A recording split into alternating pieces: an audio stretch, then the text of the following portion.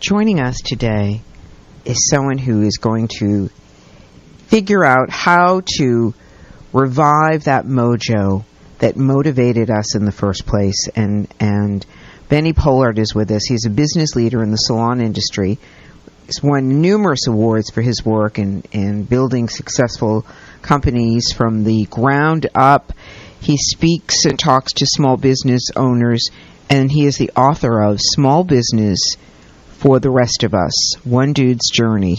It's such a great pleasure. Welcome. I love the title of that book, by the way. Oh, thank you very much. I figured we have to at least provide some sort of journey. So, Benny, give me, what happens to us? Is it that we get burnt out? Do we get tired? What's the piece that stops us from making that extra phone call, doing that extra whatever today? Frankie, first of all, thank you for having me.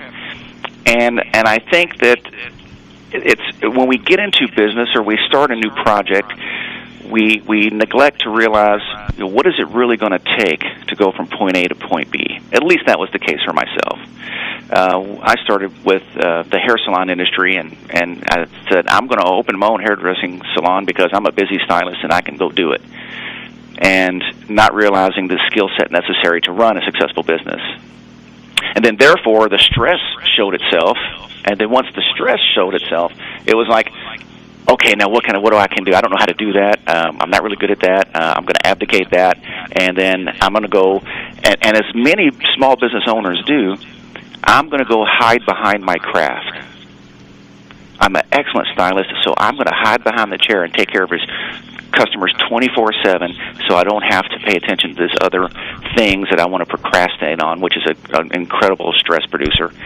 And I think that happens to a whole lot of us, whether we're running bakeries or tire stores or building motorcycles, whatever it might be.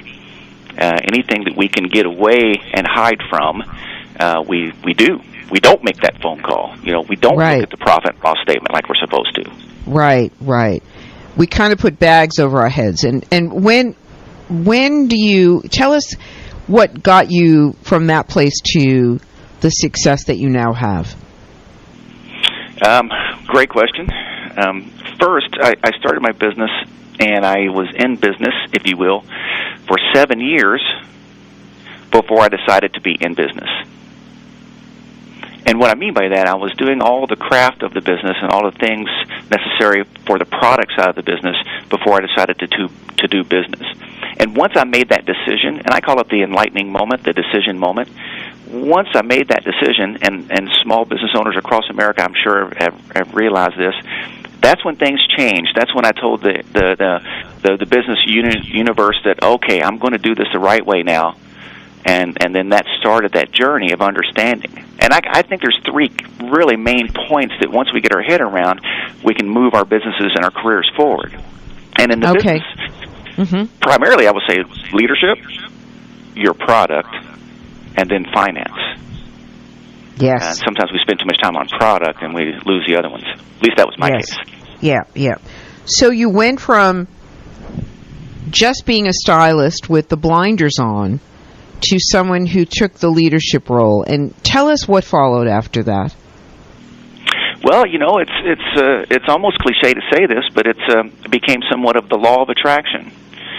Once the leadership hat was on and tied down correctly, I started attracting the right team members, and I was able to be able to cast the correct vision for them to be successful and under my umbrella as well.